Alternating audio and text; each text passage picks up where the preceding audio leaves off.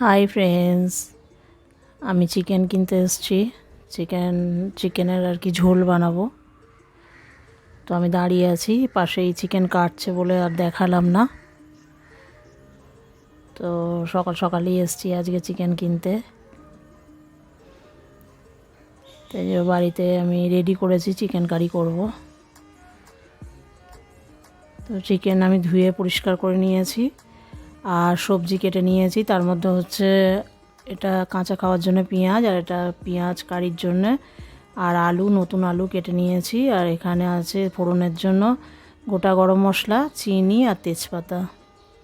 চিনিটা কালারের জন্য। আর এখানে আছে লঙ্কা গুঁড়ো, হলুদ গুঁড়ো, ধনিয়া গুঁড়ো, জিরে গুঁড়ো আর গোলমরিচ গুঁড়ো। গ্যাসটা জ্বালিয়ে নেব। সর্ষের তেল দিচ্ছি, তার উপরে সামান্য নুন দিলাম, দিয়ে আলুগুলো দিয়ে দিচ্ছি। আলুগুলো একটু তেল বেশি দিয়েছি, এই তেলেতেই আমি চিকেনটা করে নেব। ওর জন্য আলুটা ভালো করে ফ্রাই করব। একটুখানি সামান্য হলুদ দিয়ে দিলাম, 1 চিমটি মতো দিয়ে আলুটাকে, নতুন আলু, ওটাকে ফ্রাই করে নেব। এখানে আমার আদা রসুন বাটা আছে, কাঁচা লঙ্কা, আদা রসুন আর পেঁয়াজ, যতটা প্রয়োজন এর থেকে আমি নেব। তো আলুটা মোটামুটি আমার ফ্রাই হয়ে গেছে, একদম মচমচে করে করিনি। তুলে নিলাম আলুটা। এই তেলের মধ্যেই আমি এগুলো একসাথে দিয়ে দিচ্ছি, গরম মশলা, চিনি আর তেজপাতা। গরম মশলার মধ্যে আছে দালচিনি, লবঙ্গ আর ছোটো এলাচ। তো ওটা একটুখানি লাল লাল হয়ে গেলে এবার পেঁয়াজ কোচানোগুলো দিয়ে দিলাম, পেঁয়াজ কুচি। এটা দেখুন ভাজা হয়ে গেছে, বেশ গোলাপি গোলাপি টাইপের হয়েছে, একদম ক্রিস্পি হয়নি, একটু গোলাপি গোলাপি হয়ে গেছে। এবার আদা রসুন আর কাঁচা লঙ্কার পেস্টটা দিয়ে দেব।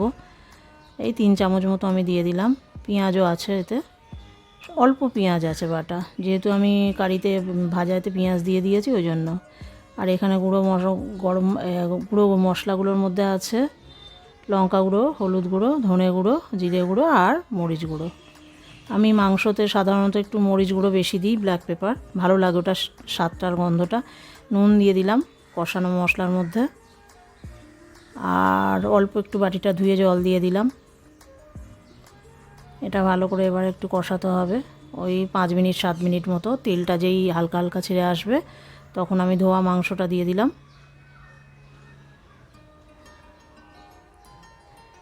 এখানে আমার মাংসর পরিমাণ আছে ওই 1 কিলো মতো। 1 কিলো মতো না, 1 কিলোই মাংস আছে।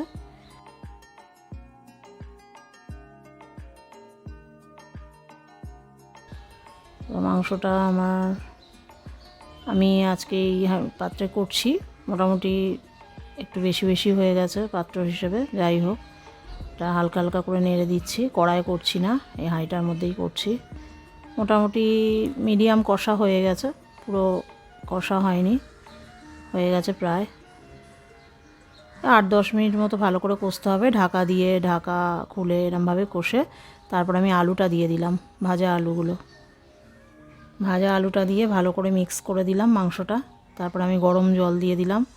আজকে একটু ইচ্ছে হয়েছে ঝোল ঝোল খাবো, শুকনো শুকনো খাবো না মাংসটা, একটু পাতলা ঝোল ঝোল খাবো, তার জন্য একটু জলটা বেশি দিলাম।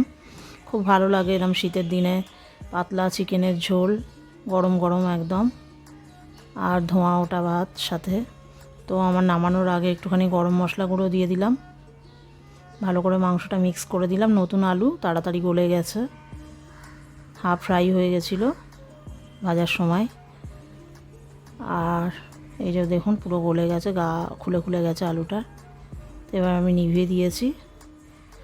এই যে আমার মাংস রেডি। তো আপনাদের যদি আমার রান্না ভালো লেগে থাকে তো ফ্রেন্ডস প্লিজ একটু আমার চ্যানেলটা সাবস্ক্রাইব করবেন, লাইক করবেন, কমেন্ট করবেন আর শেয়ার করবেন।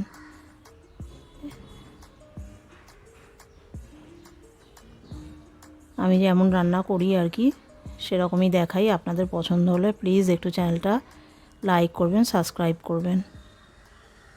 এই যে রেডি আমার চিকেনের পাতলা পাতলা ঝোল, খুব সুন্দর স্বাদ হয়েছিল, গন্ধটাও খুব সুন্দর হয়েছে।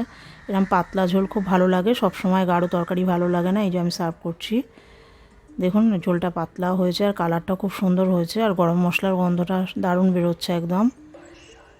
খুব ভীষণ ভালো হয়েছিল তরকারিটা, টেস্টটা। তো আজকে আমি মাংস করেছি, আর সাইডে 1 পিস করে মাছ ভাজা করেছি, আর এই যে ধনেপাতার চাটনি। ধনেপাতা আর কি 1 কোয়া রসুন দিয়ে আর একটু লেবুর রস দিয়ে নুন দিয়ে কাঁচা লঙ্কা দিয়ে বাটা। তো টাটা ফ্রেন্ডস, বাই।